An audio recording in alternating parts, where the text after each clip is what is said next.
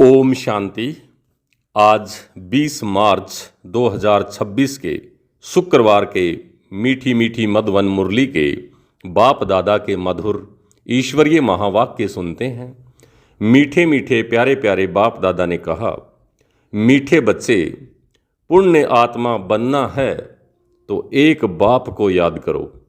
याद से ही खाद निकलेगी, आत्मा पावन बनेगी। मीठे बच्चे, पुण्य आत्मा बनना है तो एक बाप को याद करो। याद से ही खाद निकलेगी, आत्मा पावन बनेगी। प्रश्न है, कौन सी स्मृति रहे तो कभी भी किसी बात में मुझ नहीं सकते।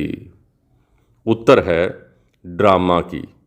बनी बनाई बन रही, अब नई कुछ बननी नहीं। चिंता ताकि कीजिए, जो अनहोनी होई। तो यह अनादि ड्रामा चलता ही रहता है, इसमें किसी बात में मुझने की दरकार नहीं। कई बच्चे कहते हैं पता नहीं यह हमारा अंतिम 84वां जन्म है या नहीं। मुझ जाते हैं, कन्फ्यूज हो जाते हैं। बाबा कहते हैं मुझो नहीं, मनुष्य से देवता बनने का पुरुषार्थ करो। ओम शांति। बच्चों को ओम शांति के अर्थ का तो पता है कि मैं आत्मा हूँ और मुझ आत्मा का स्वधर्म है शांति। मैं आत्मा शांत स्वरूप शांति धाम की रहने वाली हूँ। यह लेसन पक्का करते जाओ। यह कौन समझाते हैं? शिव बाबा। याद भी करना है शिव बाबा को। उनको अपना रथ नहीं है, इसलिए उनको बैल दे देते हैं। मंदिर में भी बैल रख दिया है। इसको कहा जाता है पूरा अज्ञान। बाप समझाते हैं बच्चों को अथवा रूहों को, यह है रूहों का बाप शिव। इनके नाम तो बहुत हैं, परंतु बहुत नाम से मुझ पड़े हैं। वास्तव में इनका नाम है शिव। शिव जयंती भी भारत में मनाई जाती है। वह निराकार बाबा है, आकर पतितों को पावन बनाते हैं। कोई ने भागीरथ, कोई ने नंदीगण कह दिया है। बाप ही बताते हैं कि मैं कौन से भाग्यशाली रथ में आता हूँ। मैं ब्रह्मा के तन में प्रवेश करता हूँ। ब्रह्मा द्वारा भारत को स्वर्ग बनाता हूँ। तुम सब भारतवासी जानते हो कि लक्ष्मी नारायण का राज्य था। तुम सब भारतवासी बच्चे आदि सनातन देवी देवता धर्म वाले थे। तुम स्वर्गवासी थे। 5000 वर्ष पहले जब मैं आया था तो सभी को सतो प्रधान स्वर्ग का मालिक बनाया था। फिर पुनर्जन्म जरूर लेना पड़े। बाप कितना सीधा बताते हैं। अब जयंती मनाते हो, इस 2026 में लिखेंगे कि 90वीं शिव जयंती। तो बाबा की पधरामणि हुए अभी 90 वर्ष हुए। फिर साथ साथ ब्रह्मा विष्णु शंकर की भी पधरामणि है। त्रिमूर्ति ब्रह्मा की जयंती कोई दिखाते नहीं है, दिखाना जरूरी है। क्योंकि बाबा कहता है मैं ब्रह्मा द्वारा स्थापना फिर से करता हूँ, ब्राह्मण बनाता जाता हूँ। तो ब्रह्मा और ब्राह्मण वंशियों का भी जन्म हुआ ना। फिर दिखाता हूँ कि तुम 100 विष्णुपुरी के मालिक बनेंगे। तो बाप की याद से तुम्हारी खाद निकलेगी। बल भारत का प्राचीन योग मशहूर है, परंतु वह किसने सिखाया था यह कोई नहीं जानते। खुद कहते हैं हे बच्चे, तुम अपने बाप को याद करो। वर्षा तुमको मेरे से मिलता है। मैं तुम्हारा बाप हूँ। मैं कलप कलप आता हूँ, आकर तुमको मनुष्य देवता बनाता हूँ। क्योंकि तुम देवी देवता थे, फिर 84 जन्म लेते लेते आकर पतित बने हो। रावण की मत पर चल रहे हो। ईश्वरीय मत से तुम स्वर्ग के मालिक बनते हो। बाप कहते हैं मैं कल्प पहले भी आया था। जो कुछ पास होता है वह कल्प कल्प होता ही रहेगा। बाप फिर भी आकर इसमें प्रवेश करेंगे। इस दादा को छुड़वाएंगे, फिर इन सब की परवरिश कराएंगे। तुम जानते हो कि हम ही सतयुग में थे।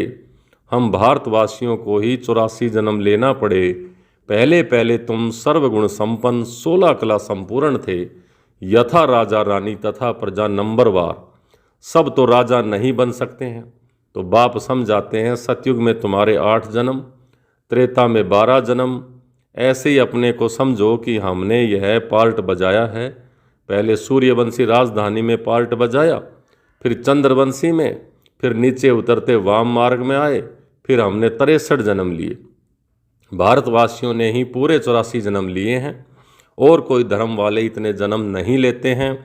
गुरु नानक को 500 वर्ष हुए, करीब उनके 12 या 14 जन्म होंगे, यह हिसाब निकाला जाता है। कृष्ण ने 2000 वर्ष में 60 पुनर्जन्म लिए होंगे। तो वृद्धि होती जाती है, पुनर्जन्म लेते जाते हैं।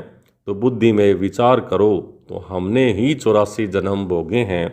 फिर सतो प्रधान बनना है। जो कुछ पास हुआ ड्रामा, जो ड्रामा बना हुआ है वह फिर रिपीट होगा। बेहद की हिस्ट्री में तुमको ले जाते हैं। तुम पुनर्जन्म लेते आए हो। अब तुमने 84 जन्म पूरे किए हैं। अब फिर बाप ने याद दिलाया कि तुम्हारा घर है शांति धाम। आत्मा का रूप क्या है? बिंदी। वहाँ जैसे बिंदियों का झाड़ है, आत्माओं को भी नंबरवार झाड़ है, नंबरवार नीचे आना होता है। परमात्मा भी बिंदी है, ऐसे नहीं कि इतना बड़ा लिंग है। बाप कहते हैं कि तुम हमारे बच्चे बनते हो तो मैं तुमको स्वर्ग का मालिक बनाता हूँ। पहले तुम हमारे बने, फिर मैं तुमको पढ़ाता हूँ। कहते हो बाबा हम तुम्हारे हैं, साथ साथ पढ़ना भी है। हमारे बने और तुम्हारी पढ़ाई शुरू हो गई। बाबा कहते हैं कि यह तुम्हारा अंतिम जन्म है। कमल फूल समान पवित्र बनो। बच्चे वायदा करते हैं बाबा हम आपसे वर्षा लेने के लिए कभी पतित नहीं बनेंगे। 63 जन्म तो पतित बने हैं। यह 84 जन्मों की कहानी है। बाप आगर सहज करके बताते हैं, जैसे लौकिक बाप बताते हैं ना, तो यह है बेहद का बाप। वह आकर रूहों से बच्चे बच्चे कहकर बात करते हैं। शिवरात्रि भी मनाते हैं ना, तो यह है आधा कल्प का दिन और आधा कल्प की रात। अभी है रात, रात का अंत और दिन के आदि का संगम। भारत सतयुग था तो दिन था। सतयुग त्रेता को ब्रह्मा का दिन कहा जाता है। तुम ब्राह्मण हो ना, तुम ब्राह्मण जानते हो कि हमारी अब रात्रि है। तमो प्रधान भक्ति है। दर दर धक्के खाते रहते हैं, सबकी पूजा करते रहते हैं। टिवाटे की भी यानी तिराहे की भी पूजा करते रहते हैं, कोई चौराहे की भी करते हैं, मनुष्यों के शरीर की भी पूजा करते हैं। सन्यासी लोग अपने को शिवो हम कह बैठ जाते हैं, फिर माताएं जाकर उनकी भी पूजा करती हैं। बाबा बहुत अनुभवी है। बाबा कहते हैं हमने भी बहुत पूजा की है, परंतु उस समय ज्ञान तो नहीं था ना।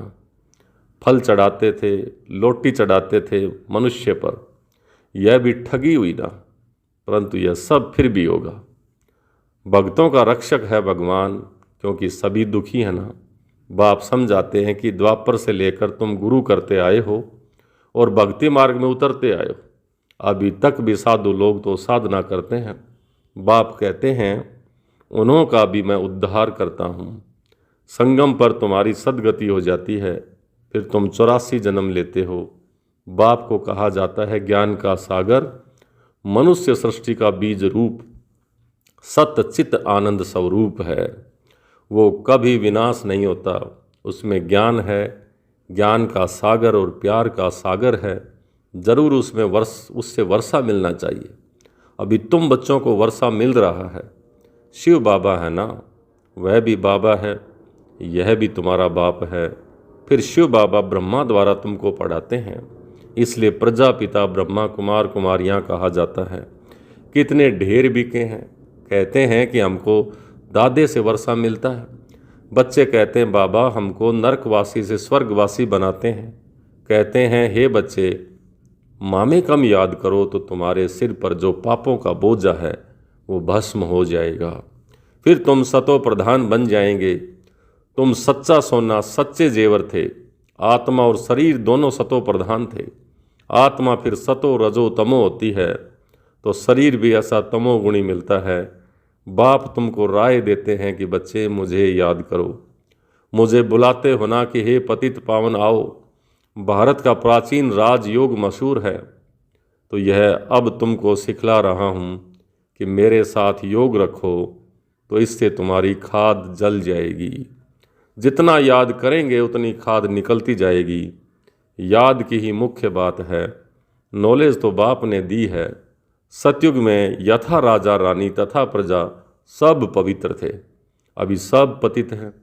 बाप कहते हैं इनके बहुत जन्मों के अंत में मैं प्रवेश करता हूँ। इसको कहा जाता है भाग्यशाली रथ। यह पढ़कर फिर पहले नंबर में जाते हैं। नंबरवार तो बनते हैं ना। मुख्य एक नाम होता है, बाप ने बच्चों को 84 जन्मों का राज अच्छी रीति समझाया है। तुम आदि सनातन देवी देवता धर्म के हो, ना कि हिंदू धर्म के। तुम कर्म श्रेष्ठ थे, धर्म श्रेष्ठ थे।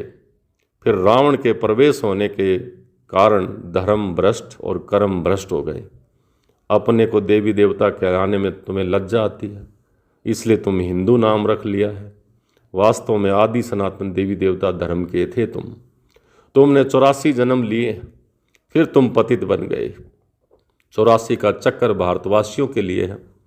वापिस जाना तो सबको है। पहले तुम जाएंगे, जैसे बारात जाती है ना। शिव बाबा को साजन भी कहते हैं। तुम सजनियाँ इस समय छी तमो प्रधान हो गई। उनको गुलगुल बना करके ले जाएंगे, आत्मा को पावन बना करके ले जाएंगे। इसको लिबरेटर, गाइड कहा गया है। बेहद का बाप ले जाता है। उनका नाम क्या है? शिव बाबा। नाम शरीर पर पड़ता है, परंतु परमात्मा का नाम शरीर पर नहीं। शिव ही नाम है।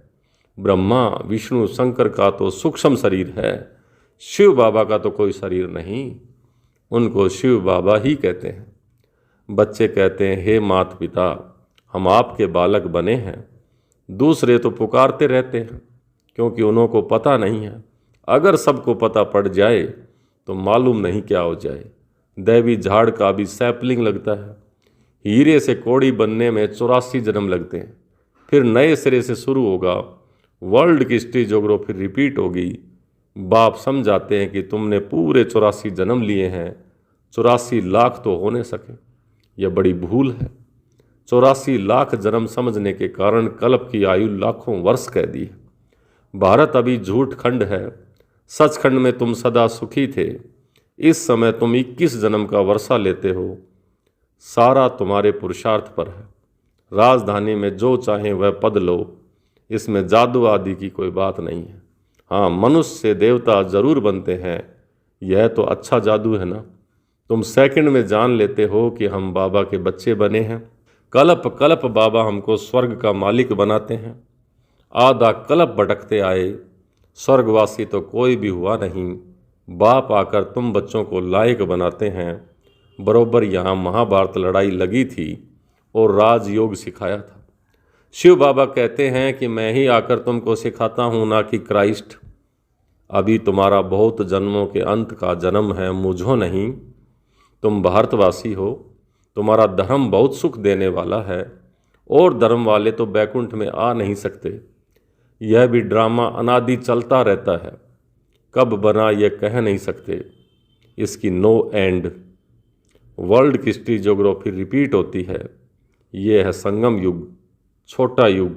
चोटी है ब्राह्मणों की। तो बाप तुम ब्राह्मणों को देवता बना रहे हैं, तो ब्रह्मा के बच्चे जरूर बनना पड़े। तुमको वर्षा मिलता है दादे से। जब तक अपने को बीके नहीं समझें, तब तक वर्षा कैसे मिले। फिर भी कोई कुछ न कुछ ज्ञान सुनते हैं तो साधारण प्रजा में आ जाएंगे। आना तो जरूर है। शिव बाबा ब्रह्मा द्वारा ब्राह्मण, देवता, क्षत्रिय धर्म की स्थापना करते हैं। सिवाय गीता के दूसरा कोई भी शास्त्र है नहीं। गीता है ही सर्वोत्तम देवी देवता धर्म का शास्त्र, जिससे 3 धर्म स्थापन होते हैं। ब्राह्मण भी यहाँ बनना है तो देवता भी यहाँ ही बनेंगे।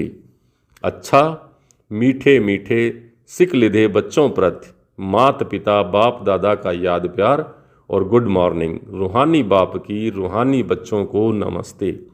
हम रूहानी बच्चों की रूहानी बाप दादा को याद प्यार, गुड मॉर्निंग और नमस्ते। धारणा के लिए मुख्य सार। पहला, हर एक के निश्चित पार्ट को जान सदा निश्चिंत रहना है। बनी बनाई बन रही, नई कुछ बननी नहीं। इस पर ड्रामा पर अडोल रहना है। दूसरा, इस छोटे से संगम युग पर बाप से पूरा वर्षा लेना है। याद के बल से खाद निकाल स्वयं को कौड़ी से हीरे जैसा बनाना है। मीठे झाड़ के सैपलिंग में चलने के लिए लायक बनना है। आज का वरदान, एक बाप की याद में सदा मगन रहे, एक रस अवस्था बनाने वाले साक्षी दृष्टा भवै। एक बाप की याद में सदा मगन रहे, एक रस अवस्था बनाने वाले साक्षी दृष्टा भवै। अभी ऐसे पेपर आने हैं जो संकल्प सौपन में भी नहीं होंगे, परंतु आपकी प्रैक्टिस ऐसी होनी चाहिए जैसे हद का ड्रामा साक्षी होकर के देखा जाता है, फिर चाहे दर्दनाक हो या हंसी का हो, अंतर नहीं होता। ऐसे चाहे कोई का रमणीक पार्ट हो, चाहे स्नेही आत्मा का गंभीर पार्ट हो, हर पार्ट साक्षी दृष्टा होकर देखो। एक रस अवस्था हो, परंतु ऐसी अवस्था तब रहेगी जब सदा एक बाप की याद में मगन होंगे। आज का स्लोगन, दृढ़ निश्चय से अपने भाग्य को निश्चित कर दो तो सदा निश्चिंत रहेंगे। दृढ़ निश्चय से अपने भाग्य को निश्चित कर दो तो सदा निश्चिंत रहेंगे। ये अव्यक्त इशारे निश्चय के फाउंडेशन को मजबूत कर सदा निर्भय और निश्चिंत रहो। कर्म करने के पहले यह निश्चय रखो कि विजय तो हमारी हुई पड़ी है। अनेक कल्प विजयी बने हैं। जब अनेक कल्प अनेक बार विजयी बन विजय माला में पिरोने वाले पूजन होने वाले बने हैं, तो अब वही रिपीट करना है। बना हुआ कर्म दोबारा रिपीट करना है। इसलिए कहा जाता है कि बना बनाया ड्रामा। तो बना हुआ है, लेकिन अब फिर से रिपीट कर बना बनाया जो कहावत है उसको पूरा करना है। अच्छा, ओम शांति।